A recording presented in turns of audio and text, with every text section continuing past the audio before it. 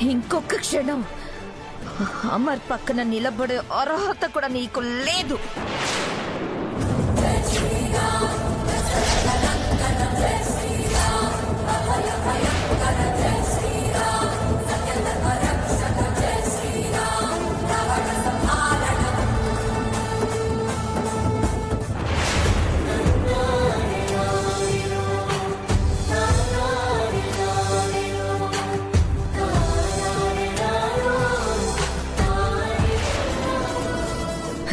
నిన్ను మనోహరి, please uncle, నన్ను ఆపకండి.